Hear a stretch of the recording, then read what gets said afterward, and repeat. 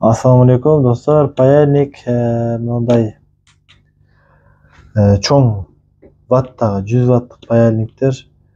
Буларды кандай иштетсе жакшы болот? Өзүмдүн опытым менен бир аз силерге бөлүшө кетейин. Биринчи эле бул паяльниктерди 100 ватт экен. Бул паяльник. Бул паяльникте көп сайып турганга болбойт. Ошо мисалы азыр сайдыңыз, бул ысыды, ысыгандан кийин дароо ишиңизди бүтүрүп, кайрадан өчүрүш керек да. Эгер сайылып тура берсе, бул жердеги адмотка кызып, күйүп калышы мүмкүн. Бул паяльник кислота, автозапчасть саткан жерде, радиоэлектроника саткан жерлерде сатат. Бул болсо олобо без канифола. Иштегенде негизи азыр мисалы пайканы кантип туура пайка кылабыз, ошол тууралуу кыскача видео. Мисалы азыр бул контакттардан бул контактка эки контактка зым пайка кылыш үчүн караңыздар, өзүндө олобо турат. Мына зымды учун кандай десем, күкүрттүн спичканын учундай кылып арчыйбыз. Биринчи баштаганда эле мындай кылабыз. Биринчи мелкий иштерде паяльникти көтөрүштүн кереги жок. Мына кислотага биринчи ошол пайка кыла турган зымыбызды малабыз. Олобону алабыз. Паяльникке жакын апарып, мынакей ушул жерде мындай кылып, мына зым пайка болду. Ушинтип даярдап алабыз. Мисалы бул жерге жетүүчүдөй кылып кыркабыз. Кыркып, азыр мен жөн эле бир 2-1 запчасть улап аткан мезгилди көрсөтүп атам да. Дагы ошондой эле негизи менен кислотанын атайын бир өзүнүн идиши бар, ошого куюп алабыз. Азыр мына кислотаны иш учурунда мындай эле мына кислотаны малдык. Мына бул жерде бир аз олоба калган, мына жакын тартайлы. Олобого эле мына кислотага малынган жезди тийгизсе, мына өзү эле резнасы эрибей олобону алат. Мынтип заготовканы даярдап алгандан кийин дагы бунун 2 чайсын кислотага малып алыңыз. Кислотаны паяльникке эч качан куйбайсыз. Паяльникти алып туруп, анан ошол пайка боло турган жерди дагы кислота менен бир аз мындай сулап коесуз. Мисалы бул жерде щетка менен иштейт. Азыр щетка жок. Мынакей ушул жерлерди сулап койгондон кийин мына алып келесиз. Керектүү формат коюп туруп, формада бассаңыз, мынакей мынтип куюлуп калат. Эч нерсе эрибейт. Сиздин зымыңыз дагы эрибейт. Анан ушул пайка болуп аткан место дагы эрибейт. Мына алып пайка кыласыз.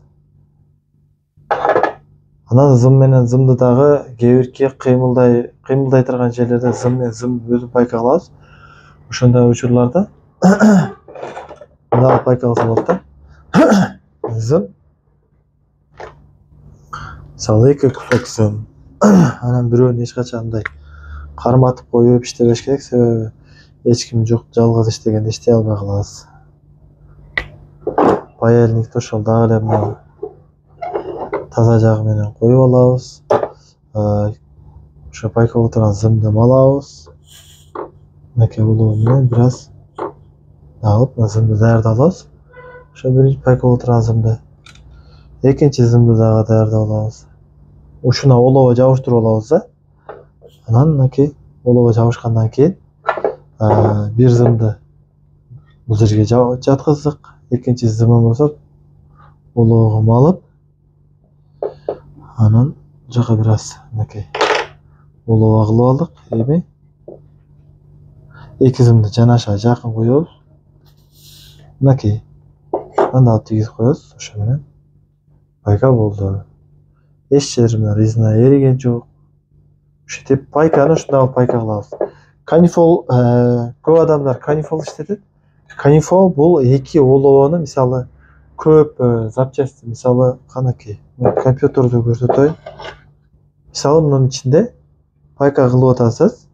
Мисалы да, сиз пайка кылып атканда бул нерсенин буттары олоболор бири-бирине жабышып калды. Мына ушул жерде канифол иштетилет. Канифолдук алып паяльникти тийгизсеңиз ажыратат бири-биринен. Именно бир эки запчасти бири-бирине жабыштырганда эң жакшы бул паяльник кислота эң жакшы болот. Ошон үчүн паяльник кислотаны туура иштетиш керек. Анан паяльник кислота ошол пайка болуп аткан нерсени эритпей тез реакция кылат.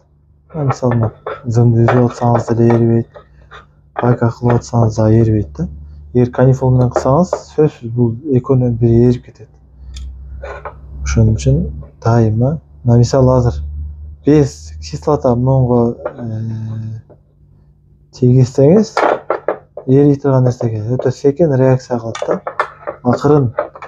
Эгерде ошол пайка болуп аткан нерсегечи кислотаны тийгизип туруп, анан кийин паяльник тийгизсеңиз, муну тез реакция кылат. Карасаң, тез эрийт да. Ошон үчүн паяльник кислотаны сөзсүз иштетиш керек. Паяльник кислота иштеткенде ошол деталь тез реакция кылат, тез кызыйт да. Азыр мисалы мынакей эки контакт пайка кылыш үчүн азыр уже кислота тийилген контактка уже кайрадан кислота тийгизиштин деле кереги жок. Ушул абалда эле раз тийдиңиз, болду, кургады мынакей. Мызады. Кургат дейм да. Вот экинчи контактына да алып келдиңиз.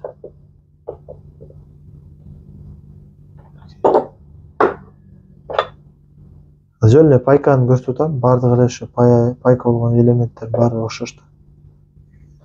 Шоткаларды алмаштырганда, мисалы азыр шотканы бошоттум. Шоткаларды шөт алмаштырып, кайра салып, пайка кылып.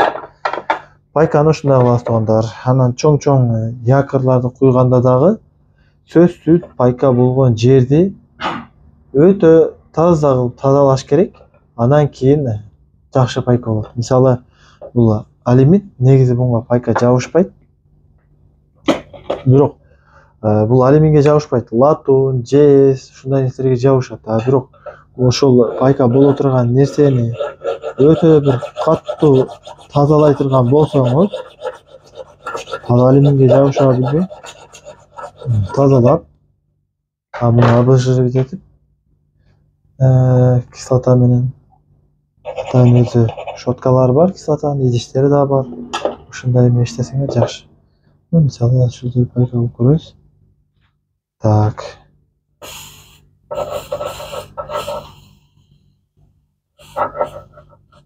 Негизи алюмин жакшы кармабайт, бирок жез деген металл, темир, тинекелер кармайт да.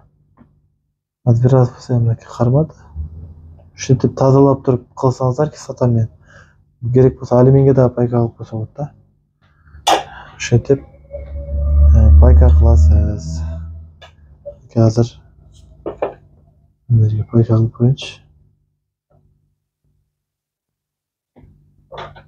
Негизи бул компьютердун бунун крышкасы алюминден болот. Жөн гана мисал катары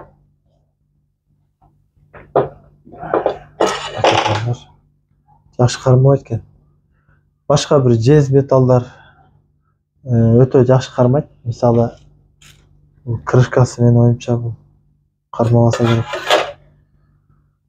Пайка ушундай болот туугандар. Якорь же ушундай нерселер куюп калсак, сөз видео көрсөтөбүз. Кийинки видеолорго чейин салам алейкум.